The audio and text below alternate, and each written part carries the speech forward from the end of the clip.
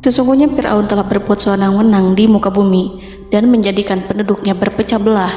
Dia bertindak semena-mena, lalim, melampaui batas, lebih mementingkan kehidupan dunia dan berpaling dari ketaatan Rob yang Maha Tinggi. Fir'aun memecah menjadi banyak sekali golongan dan kelompok dan menindas sebagian di antara mereka. Fir'aun menindas Bani Israel yang berasal dari keturunan Nabi Yakub. Saat itu, mereka adalah penduduk bumi terbaik. Mereka berada di bawah kuasa Raja Tiran yang zalim, yang memperbudak dan mempekerjakan mereka untuk pekerjaan-pekerjaan hina. Ada banyak faktor yang melatar belakangi perbuatan raja tersebut. Selain karena kebencian, ada juga faktor ramalan yang beredar pada saat itu.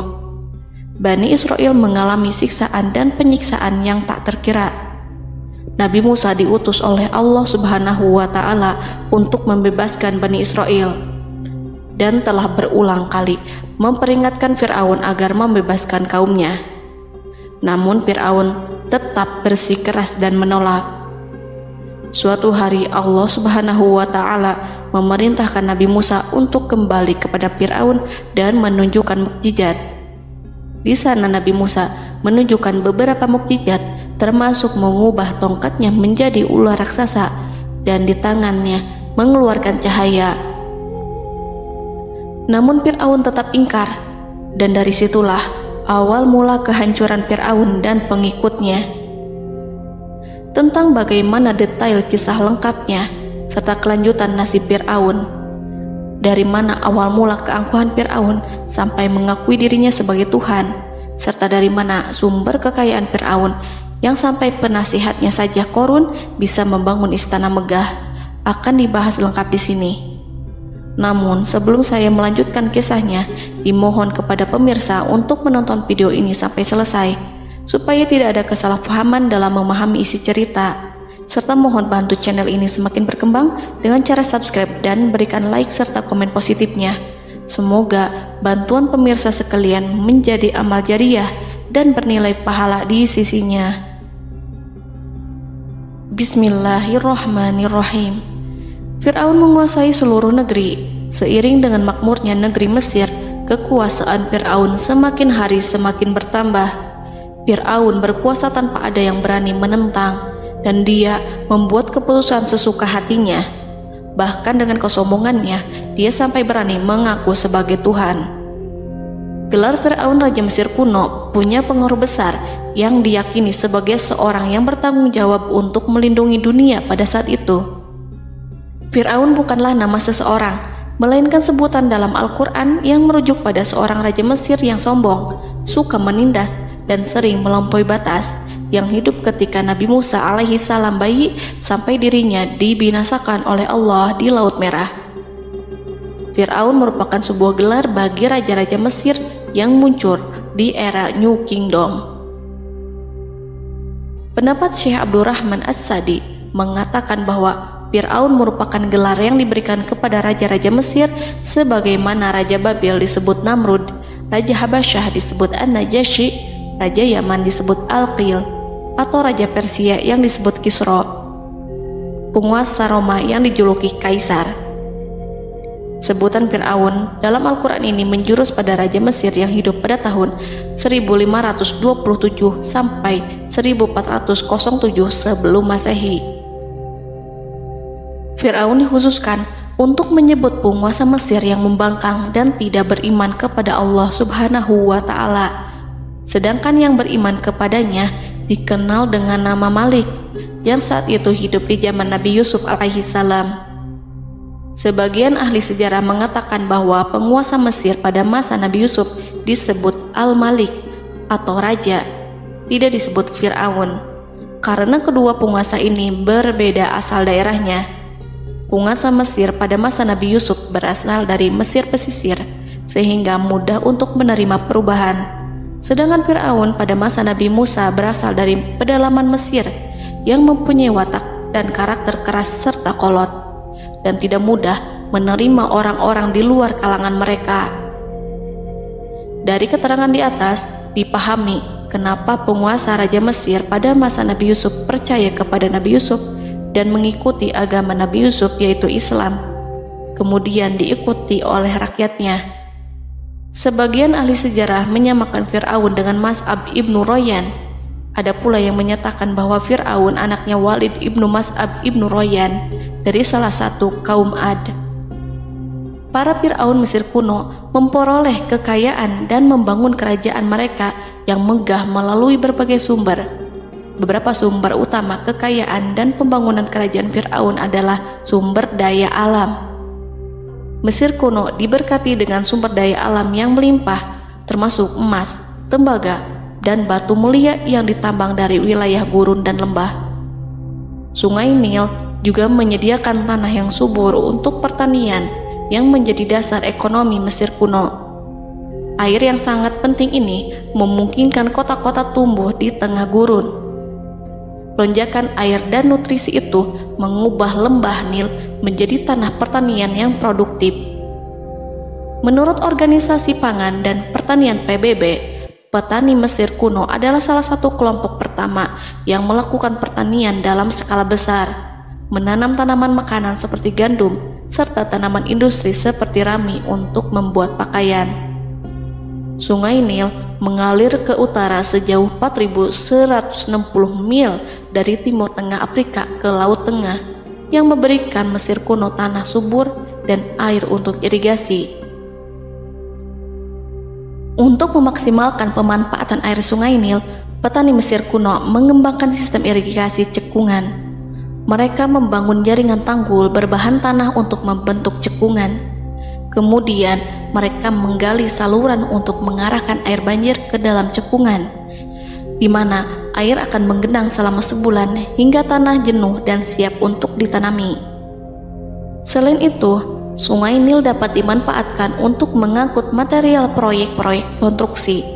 Untuk mendapatkan manfaat dari Sungai Nil, orang yang tinggal di tepi sungainya harus mencari cara mengatasi banjir tahunan sungai ini.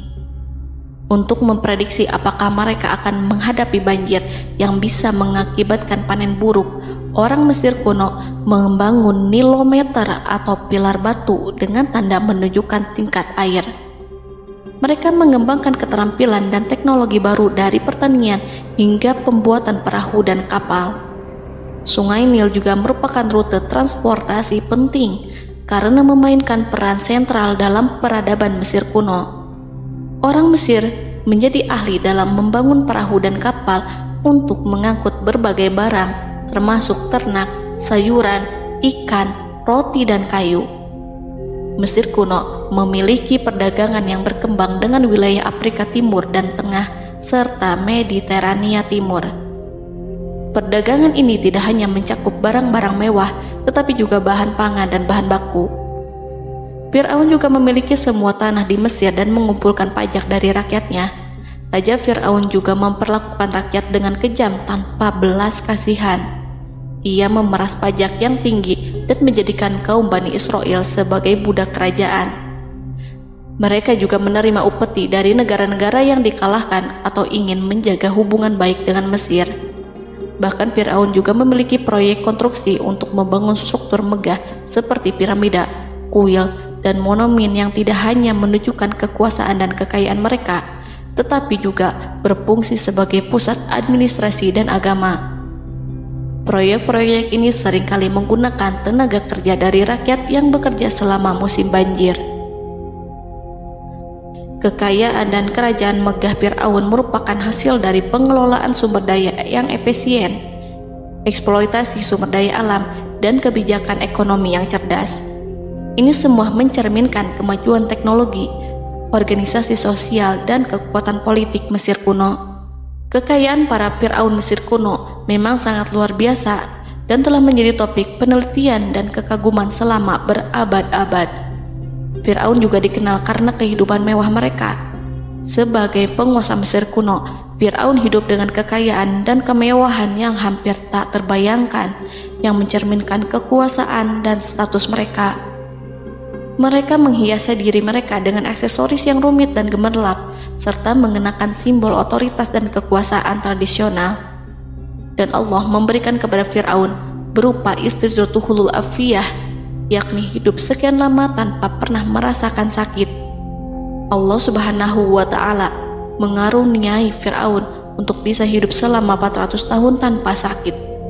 Tentu hal tersebut sudah menjadi kehendak Allah Subhanahu wa Ta'ala, maka tidak ada satupun manusia yang bisa menghalangi, bahkan bagi seorang Fir'aun sekalipun yang terkenal dengan kezalimannya. Namun dengan karunia-Nya yang diberikan Allah tersebut bukannya menjadikan Fir'aun sebagai manusia yang bersyukur, tetapi malah membangkitkan kesombongan dan kesesataannya. Dan puncak kesombongan Fir'aun juga dicatat Al-Quran sebagai penguasa tangan besi dan manusia yang pernah mengaku Tuhan. Aku adalah Tuhan kalian yang maha tinggi. Quran Surat An-Najiat ayat 24. Fir'aun hidup selama 446 tahun. Selama hidupnya, Fir'aun memiliki tubuh yang sehat dan bugar tanpa pernah mengalami sakit, meski hanya berupa pusing atau flu sekalipun. Fir'aun bahkan tidak pernah merasakan kelelahan. Fir'aun tidak pernah merasakan perihnya lapar, kerongkongannya tidak pernah tersentuh panasnya dahaga. Seandainya dalam semalam saja Fir'aun dilanda sakit berupa pusing atau demam, maka ia akan sibuk untuk mengurus dirinya sendiri dan tidak berpikiran untuk mengaku bahwa ia adalah Tuhan. Hal ini pun dijelaskan dalam kitab Ihya Ulumuddin Al-Qut Al-Qulub oleh Imam Al-Ghazali. Sesungguhnya yang menyebabkan Fir'aun sampai berani mengatakan, "Aku adalah Tuhan kalian yang maha tinggi." Hal ini disebabkan karena ia mengalami masa sehat dalam hidupnya yang begitu lama. Kekejaman Raja Fir'aun diikuti dengan kesombongannya. Ia enggan bersyukur atas kemakmuran yang dianugerahkan Allah Subhanahu wa Ta'ala. Ia justru menjadikan negeri Mesir penuh dengan kemusyrikan. Sungguh, dia Fir'aun termasuk orang-orang yang berbuat kerusakan, dan kami hendak memberi karunia kepada orang-orang tertindas di bumi, dan hendak menjadikan mereka pemimpin dan menjadikan mereka orang-orang yang mewarisi bumi. Dan kami teguhkan kedudukan mereka di bumi, dan kami perlihatkan kepada Fir'aun dan Haman bersama bala tentaranya apa yang selalu mereka takutkan dari mereka. Surat Al-Qasas ayat 1-6. Haman yang merupakan penasihat dan sekaligus pelaksana proyek pembangunan menara untuk Fir'aun yang ikut berkontribusi dalam kesesatan Fir'aun, dan dia juga yang menjadi aktor utama atas kezaliman Fir'aun yang nantinya memberikan nasihat kepada Fir'aun dan mendorongnya untuk menolak ajaran Nabi Musa alaihi salam. Faktor yang mendorong Fir'aun melakukan tindakan keji ini adalah Bani Israel yang mempelajari suatu hal yang mereka riwayatkan dari Ibrahim, bahwa suatu saat nanti akan lahir seorang anak Bani Israel yang akan menghancurkan kekuasaan Raja Mesir. Berita gembira ini terjadi saat insiden antara Sarah, istri Nabi Ibrahim alaihissalam, dengan Raja Mesir yang saat itu berniat jahat terhadap Sarah. Namun Allah menjaganya. Berita gembira ini santer terdengar di antara Bani Israel. Kaum Kipti juga membicarakan berita ini, hingga sampailah juga ke telinga Fir'aun. Sebagian amir dan orang-orang dekat Fir'aun menyampaikan hal itu kepadanya saat tengah berbincang pada malam hari. Waktu itu Fir'aun langsung menginstruksikan untuk membunuh seluruh anak laki-laki Bani Israel untuk mengantisipasi kelahiran anak yang dimaksud. Tapi apa boleh buat, kewaspadaan sama sekali tidak bisa menghindari takdir. Suatu ketika Fir'aun bermimpi seakan-akan api datang dari arah Baitul Maqdis lalu membakar semua rumah Mesir dan seluruh kaum Kipti. Namun, api tersebut tidak membahayakan Bani Israel. Saat bangun, Fir'aun merasa takut oleh mimpi itu. Ia kemudian mengumpulkan seluruh paranormal dan tukang sihir. Fir'aun bertanya kepada mereka terkait mimpi itu. Mereka berkata, akan lahir seorang bayi laki-laki dari kalangan Bani Israel yang akan menghancurkan penduduk Mesir. Sebab itulah Fir'aun memerintahkan untuk membunuh anak laki-laki dan membiarkan hidup anak perempuan. Fir'aun sangat mewaspadai agar Musa tidak lahir, hingga menunjuk sejumlah laki-laki dan dukun beranak berpatroli memeriksa para wanita hamil dan mendata waktu kelahiran mereka. Jika ada yang melahirkan anak laki-laki, si bayi langsung disembelih oleh para algojo seketika itu juga. Allah berfirman, kami mengilhamkan kepada ibu Musa, susuilah dia Musa. Jika engkau khawatir atas keselamatannya, hanyutkanlah dia ke sungai Nil dalam sebuah peti yang mengapung. Janganlah engkau takut dan janganlah pula bersedih. Sesungguhnya kami pastikan mengembalikan kepadamu dan menjadikan sebagai salah seorang rasul. Surat Al-Qasas ayat 7. Pada saat itu, ibu Musa yang bernama Ayarika, ada juga yang menyebut Ayah Zakat, merasakan kesedihan yang amat dalam dan sudah mengantisipasi sejak pertama kali mengandung Musa. Kehamilannya ini memang tidak terlihat. Harun lahir pada tahun ketika hukuman mati bagi lelaki tidak berlaku, sementara Musa lahir pada tahun di mana bayi laki-laki harus dibunuh. Saat melahirkan, ibunya mendapat ilham agar Musa kecil diletakkan di dalam peti yang diikat dengan tali. Rumahnya tepat di hulu sungai Nil.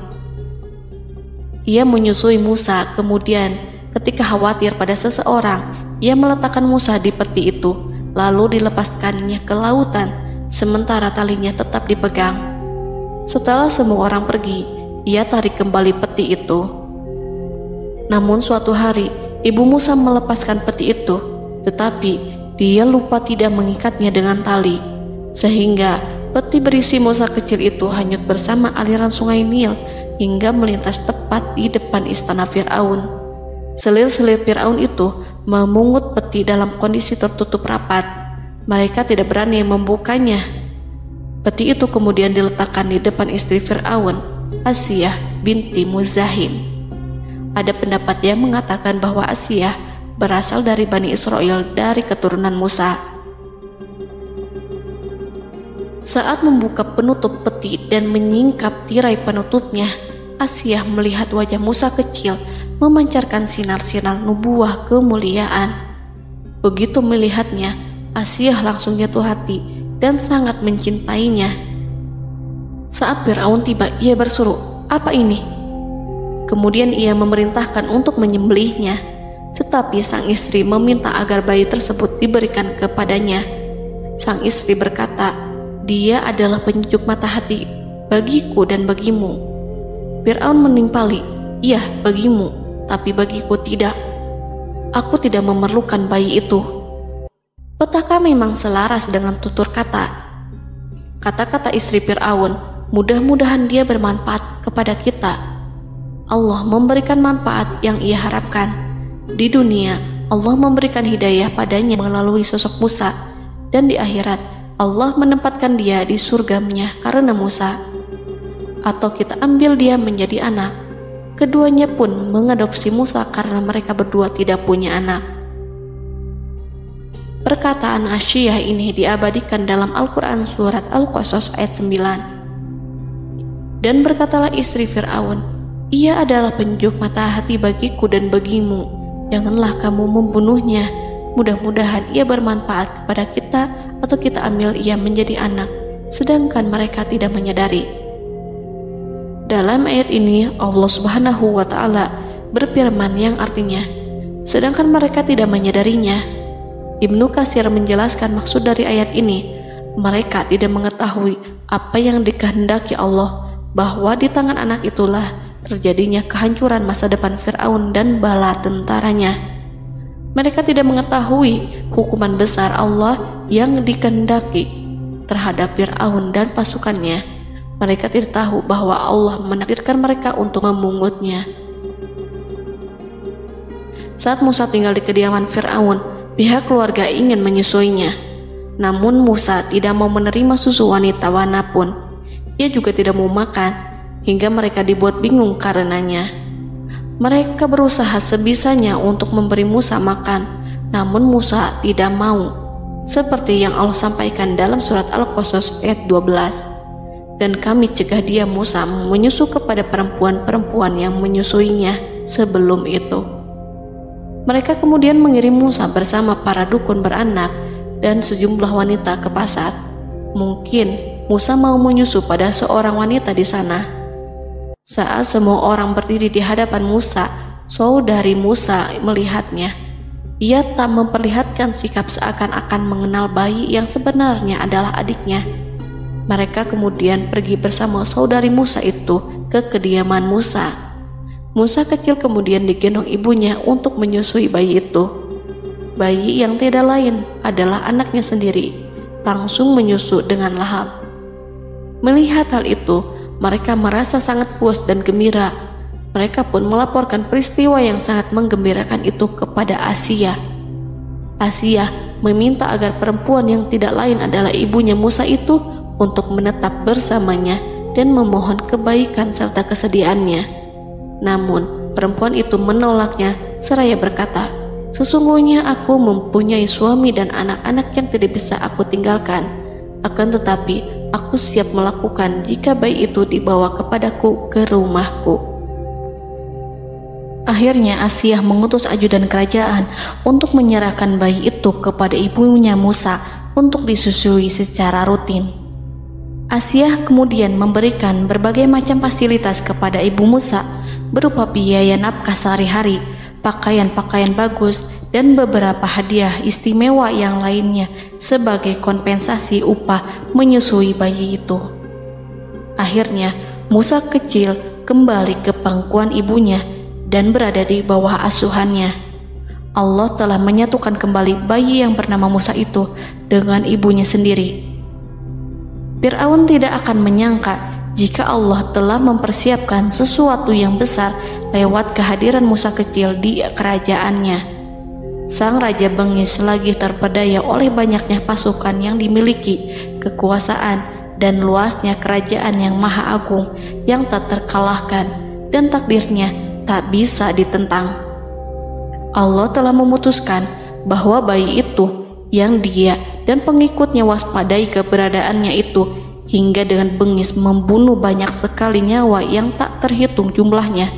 Padahal anak tersebut justru tumbuh dewasa di kediamannya, di atas kasurnya, memakan makanannya, dan meminum yang ada di rumahnya.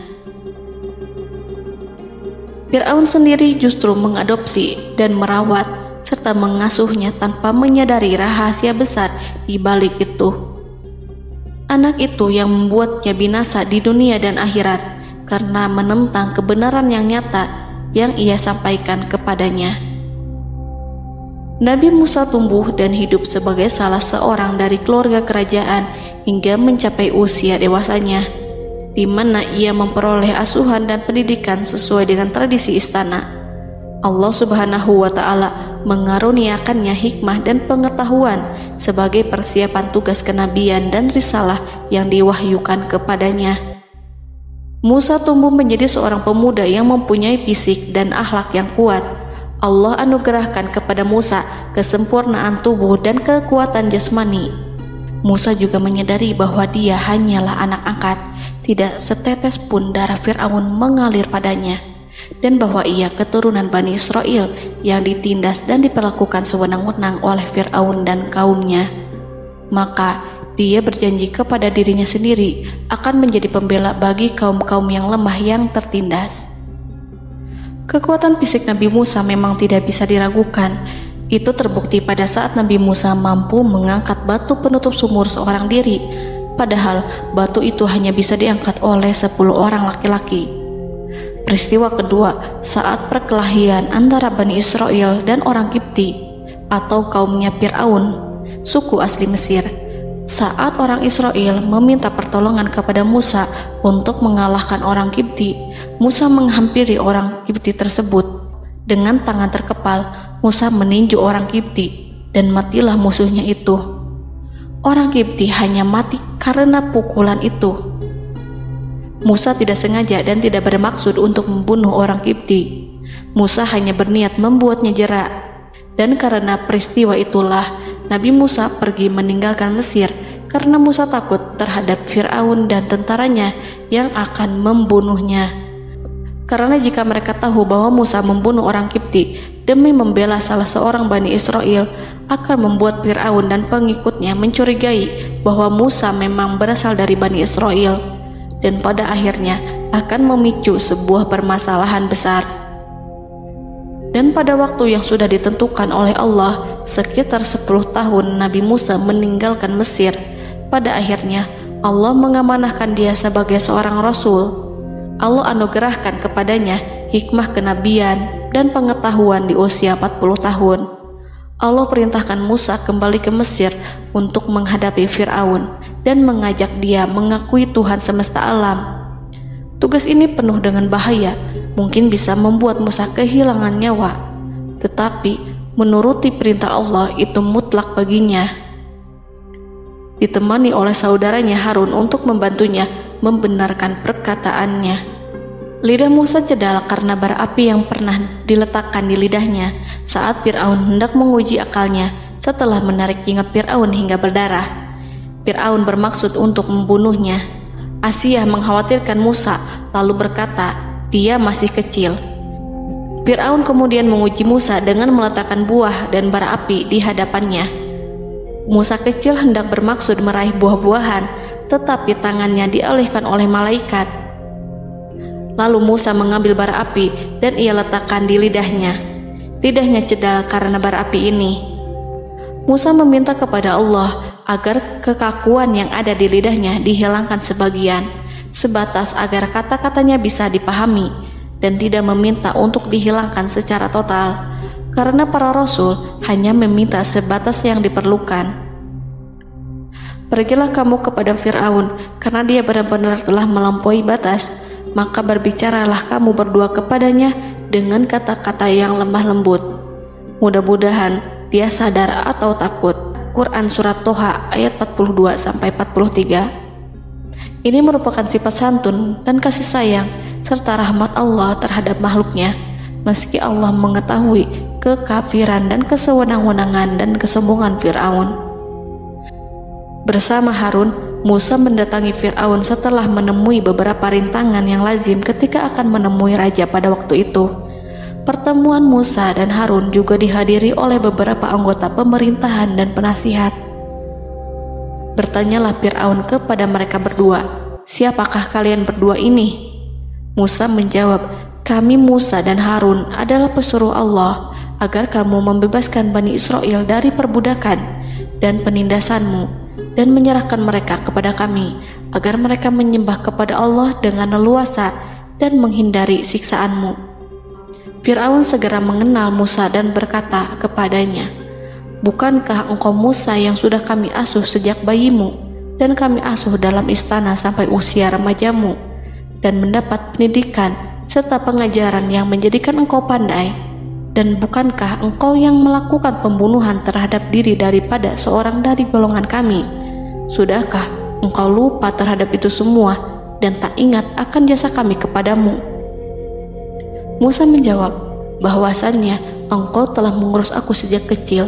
Itu bukanlah jasa yang dapat kamu banggakan, karena jatuhnya aku pada tanganmu akibat dari kekejaman dan kezalimanmu tatkala engkau memerintah agar orang-orangmu menyembelih setiap bayi laki-laki yang lahir, sehingga ibuku membiarkanku mengapung di sungai Nil dan aku dipungut oleh istrimu, sehingga selamatlah aku dari pengejaranmu dan penyembelihanmu. Dan kebaikan yang engkau sebutkan itu sebanding dengan perlakuanmu terhadap sebuah suku bangsa besar, yaitu Bani Israel secara keseluruhan, karena engkau telah menindas dan menjadikan mereka budak-budak untuk melayanimu. Dan mengenai pembunuhan itu merupakan kehilafanku, lalu aku lari darimu karena aku takut kepadamu. Namun peristiwa itu merupakan rahmat dan hikmah yang terselubung bagiku, sebab dalam perantauanku setelah aku melarikan diri dari negerimu ini, Allah Subhanahu wa Ta'ala mengaruniakanku dengan hikmah ilmu dan mengutus aku sebagai rasul. Maka dalam rangka tugasku sebagai rasul, datanglah aku kepadamu atas perintah Allah untuk mengajak engkau dan kaummu untuk menyembah Allah dan meninggalkan kezaliman serta penindasanmu terhadap Bani Israel yang engkau pekerjakan, dan perbudak mereka untuk melakukan pekerjaan dan melayanimu. Fir'aun bertanya, siapakah Tuhan yang engkau sebut-sebut itu, hai Musa? Adakah Tuhan di atas bumi ini selain aku yang patut disembah dan dipuja? Musa menjawab, ya, yaitu Tuhanmu dan Tuhan nenek moyangmu, serta Tuhan alam semesta. Fir'aun bertanya, siapakah Tuhan alam semesta itu? Musa menjawab, ialah Tuhan langit dan bumi, dan segala yang ada di langit dan di bumi. Berkatalah Fir'aun kepada para penasehatnya dan para pembesarnya, sesungguhnya Rasul yang diutus kepada kamu ini adalah seorang yang gila. Kemudian ia balik bertanya kepada Harun dan Musa, siapakah Tuhan kamu berdua? Akulah Tuhanmu yang paling tinggi. Surat An-Najiat ayat 23-24. Dan Fir'aun berkata, wahai para pembesar kaumku, aku tidak mengetahui ada Tuhan bagimu selain aku. Quran Surat Al-Qasas ayat 38. Fir'aun menentang, padahal ia tahu bahwa ia adalah hamba yang diatur, dan Allah lah yang menciptakan dan memberi bentuk rupa. Dan mereka mengingkarinya karena kezaliman dan kesombongannya, padahal hati mereka meyakini kebenarannya. Maka perhatikanlah bagaimana kesudahan orang-orang yang berbuat kerusakan. Quran Surat An-Naml ayat 14. Fir'aun beralih memakai kekuasaan dan wibawa yang ia miliki. Fir'aun berkata, jika engkau menyembah Tuhan selain aku akan memasukkanmu ke dalam penjara. Musa berkata, apakah engkau akan melakukan itu sekalipun aku tunjukkan kepadamu suatu bukti yang nyata? Fir'aun menjawab, tunjukkanlah sesuatu yang nyata itu. Maka Musa melemparkan tongkatnya. Tiba-tiba tongkat itu menjadi ular besar, dan Musa mengeluarkan tangan dari dalam bajunya. Tiba-tiba tangan itu menjadi putih bercahaya. Saking ketakutannya hingga membuat Fir'aun terkena diare. Dalam sehari lebih dari 40 kali buang air. Namun Fir'aun sebagai raja yang mengaku Tuhan tentu tidak akan begitu saja menyerah kepada Musa, walaupun telah diperlihatkan 2 mukjizat. Bahkan Fir'aun berkata kepada kaumnya yang dikhawatirkan terpengaruh oleh mukjizat Musa, bahwa apa yang dilakukan Musa merupakan sihir, dan Musa Harun adalah ahli sihir yang datang dengan maksud menguasai Mesir.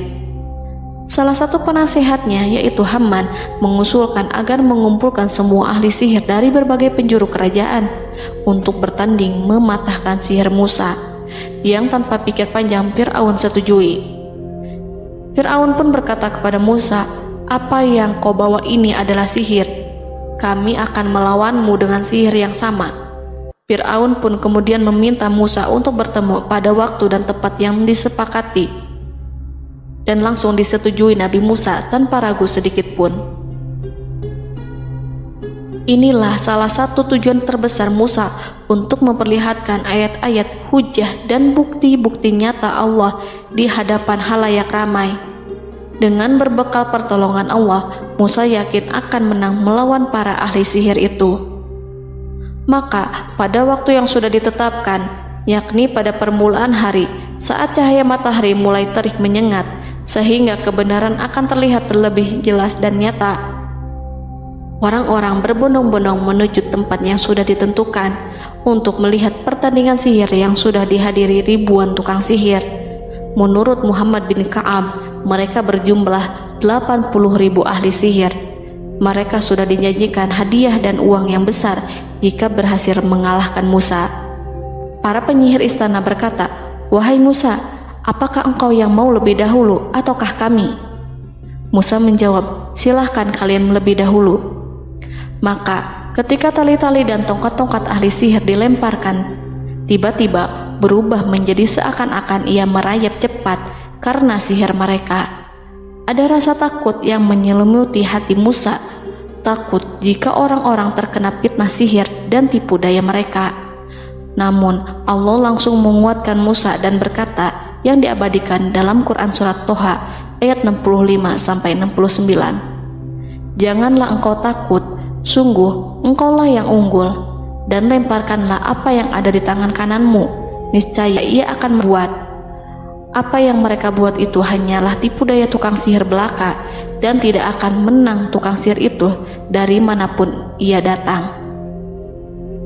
Saat Musa melemparkan tongkat, tongkat itu berubah menjadi ular besar yang memiliki kaki, berleher besar, dan bentuk yang menakutkan, hingga semua orang lari dan menjauh. Ular itu kemudian menelan tali-tali para tukang sihir dengan satu persatu dengan gerakan super cepat. Semua orang melihatnya dengan penuh keheranan, sementara para tukang sihir mereka tercengang dan bingung kala melihatnya. Mereka melihat sesuatu yang sama sekali tidak pernah terlintas di benaknya dan juga berada di luar bidang yang mereka kuasai. Saat itulah mereka tahu pasti bahwa yang mereka lihat itu bukanlah sihir, sulap, khayalan ilusi ataupun kebohongan semata, tetapi sebuah kebenaran yang hanya bisa dilakukan oleh Yang Maha Benar, yang mengutus mukjizat tersebut dengan benar. Allah menyingkap tabir kelalaian dari hati mereka, menyinarinya dengan petunjuk yang Ia ciptakan dan menyingkirkan gumpalan keras di hatinya. Mereka segera bertaubat dan tunduk sujud kepadanya. Dengan lantang mereka mengatakan kepada semua yang hadir tanpa memperdulikan hukuman ataupun siksaan apapun, "Kami beriman kepada Rob seluruh alam, yaitu Tuhannya Musa dan Harun." Fir'aun yang congkak dan sombong tentu sangat marah dengan apa yang disaksikannya itu ketika melihat ahli-ahli sihirnya begitu cepat menyerah dan mengakui kekalahan kepada Musa, bahkan menyatakan beriman kepada Tuhan Musa dan Harun. Tindakan itu dianggapnya sebagai pelanggaran terhadap kekuasaannya dan penentangan terhadap ketuhanannya dan merupakan tamparan bagi kewibawaannya. Fir'aun berkata kepada mereka, "Apakah kalian telah beriman kepada Musa sebelum aku memberi izin? Kenapa kalian tidak terlebih dahulu bermusyawarah kepadaku sebelum melakukan tindakan keji di hadapan rakyatku ini? Dia itu pemimpinmu yang mengajarkanmu sihir, dan bukankah ini adalah persengkongkolanmu terhadapku? Musa dapat mengalahkan kamu sebab ia mungkin merupakan guru dan pembesar yang mengajari sihir kepadamu, dan kamu telah mengaturnya, dan sandiwaramu ini tak akan kubiarkan.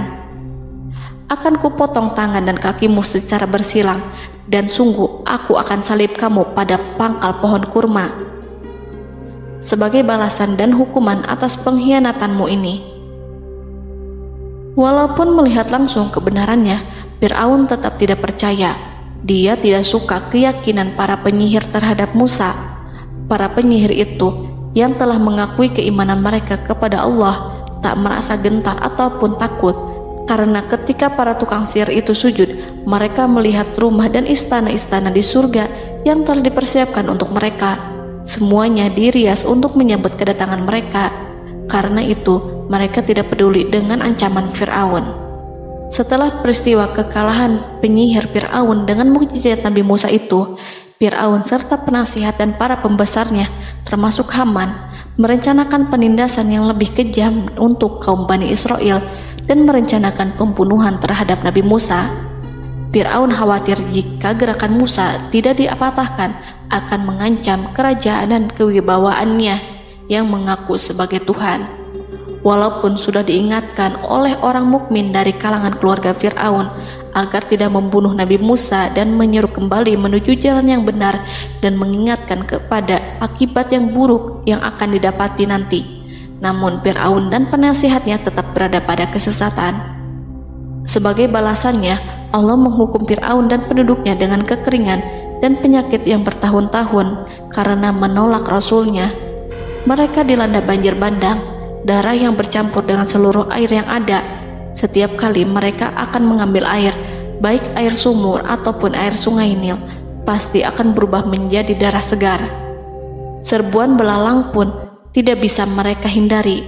Belalang menghinggapi tanaman hingga tak menyisakan satupun buah, daun ataupun rumput. Serangan hama dan wabah katak juga mengerumuni mereka hingga berjatuhan di makanan, wadah-wadah, sampai-sampai ketika ada yang membuka mulut untuk makan ataupun minum, pasti ada katak yang jatuh di situ. Semua hukuman itu hanya menimpa Fir'aun dan pengikutnya, sama sekali tidak menimpa Nabi Musa dan Bani Israel. Namun mereka tidak belajar ataupun berubah, mereka tetap saja kafir dan hanyut dalam kejahatan.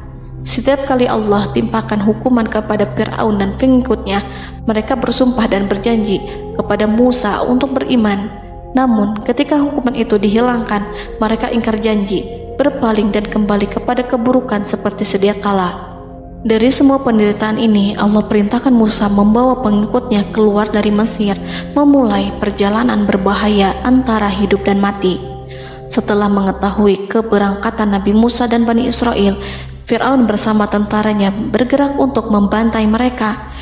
Dengan pasukan besar yang berjumlah lebih dari 1.600.000 personil, ditambah 100.000 ekor kuda berwarna hitam legam, Fir'aun berhasil mengejar rombongan Nabi Musa yang saat itu berjumlah 600.000 prajurit di pantai Laut Merah saat matahari terbit. Pasukan Fir'aun mengepung mereka dari semua arah. Di belakang mereka ada tentara Fir'aun yang kejam, sementara di hadapan mereka Laut Merah yang membentang luas. Kala situasi kian genting dan Fir'aun beserta seluruh pasukannya mendekat dengan kesungguhan hati, diperkuat dan persenjataan, juga dengan amarah dan kedengkian, penglihatan tidak menetap mengarah ke suatu tujuan, dan hati naik menyesak sampai ke tenggorokan. Saat itulah Yang Maha Penyantun lagi kuasa, Rob Arsy yang mulia, mewahyukan kepada Musa, "Pukullah laut itu dengan tongkatmu."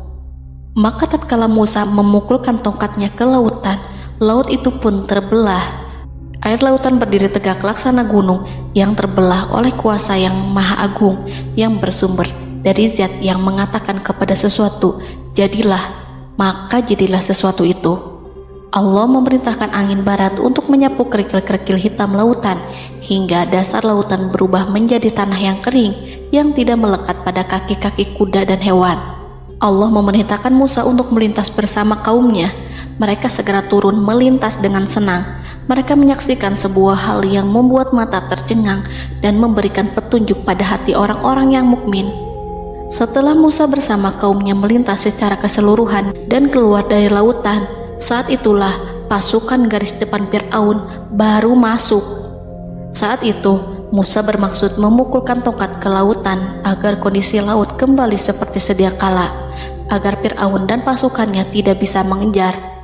Tapi Allah yang Maha Kuasa dan pemilik keluhuran memerintahkan agar lautan tetap dibiarkan seperti itu, seperti yang Ia firmankan.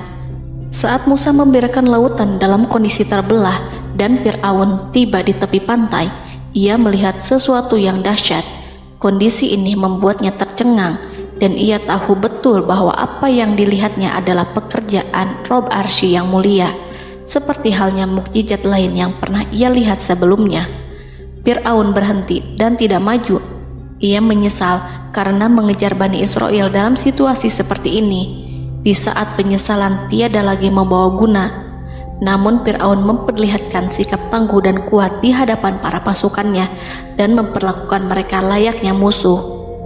Jiwa kafir dan watak Fir'aun mendorong dirinya mengatakan kepada kaum yang ia perdaya hingga patuh dan mengikuti kebatilannya, "Lihatlah bagaimana lautan ini terbelah agar aku bisa mengejar budak-budakku yang melarikan diri dari kekuasaanku, menyimpang dari ketaatanku dan meninggalkan negeriku."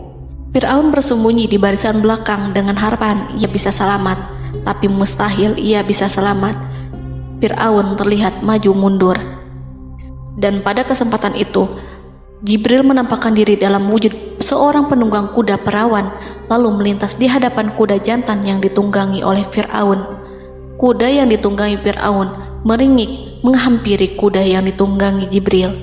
Fir'aun kemudian masuk ke dalam lautan hingga mendahului kuda dengan tangkas dan cepat. Fir'aun tidak menghindari mara bahaya dari dirinya ataupun mendatangkan manfaat. Mereka segera menyusul hingga semuanya berada di lautan. Setelah bagian depan hendak mencapai tepi, Allah memerintahkan Musa melalui wahyu untuk memukul lautan dengan tongkat. Musa memukul lautan dengan tongkat. Lautan kembali menyatu seperti sedia kala dan menenggelamkan mereka semua. Tak seorang pun yang selamat. Allah menggambarkan tentang bagaimana Fir'aun didengkot orang-orang kafir Kipti tenggelam. Gelombang besar sesekali turun dan sesekali naik membawa Fir'aun.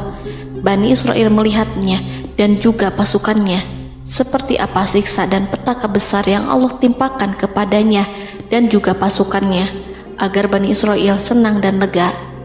Saat Fir'aun menyaksikan kematian dan mulai sakarat, Ia kembali kepada jalan kebenaran dan bertaubat, serta beriman pada saat keimanan tiada lagi membawa guna. Seperti yang Allah sampaikan dalam ayat yang lain, sesungguhnya orang-orang yang dipastikan mendapat ketetapan Rabb-Mu tidaklah akan beriman meskipun mereka mendapat tanda-tanda kebesaran Allah hingga mereka menyaksikan azab yang pedih. Quran Surat Yunus ayat 96-97. Seperti itulah Musa mendoakan keburukan pada Fir'aun dan golongannya agar harta benda mereka dibinasakan, hati mereka diikat sehingga mereka tidak akan beriman hingga melihat siksaan yang pedih, yaitu ketika keimanan tidak ada lagi membawa guna bagi mereka, sekaligus sebagai penyesalan bagi mereka. Allah berfirman kepada Musa dan Harun saat keduanya mengucapkan doa tersebut, sungguh telah diperkenankan permohonan kamu berdua. Quran Surat Yunus ayat 89. Siksaan yang ditimpakan kepada Fir'aun dan pasukannya ini merupakan jawaban atas doa Musa dan saudaranya Harun. Dalam hadis riwayat Imam Ahmad, Rasulullah Shallallahu Alaihi Wasallam bersabda, saat Fir'aun berkata, aku percaya bahwa tidak ada Tuhan melainkan Rabb yang dipercaya Bani Israel, Jibril berkata kepadaku, wahai Muhammad, andai kau melihatku saat mengambil pasir lautan, lalu aku sumpalkan ke mulutnya karena khawatir jika rahmat menghampirinya. Ibnu Abbas dan lainnya mengatakan, sebagian Bani Israel meragukan kematian Fir'aun, bahkan ada yang menyatakan bahwa Fir'aun tidak mati. Allah kemudian memerintahkan lautan untuk mengapungkan jasad Fir'aun. Maka pada hari ini kami selamatkan jasadmu, yaitu dengan mengenakan baju perang yang dengannya kau dikenali, agar engkau dapat menjadi pelajaran bagi orang-orang yang datang setelahmu, yaitu agar kau menjadi bukti bagi Bani Israel atas kekuasaan Allah yang membinasakan Fir'aun. Karena itu, sebagian salaf membaca, kemungkinan yang dimaksud adalah kami menyelamatkan jasadmu beserta baju perangmu agar kau menjadi pelajaran bagi orang-orang setelahmu dari kalangan Bani Israel, dan mereka tahu bahwa kau telah binasa. Wallahu a'lam.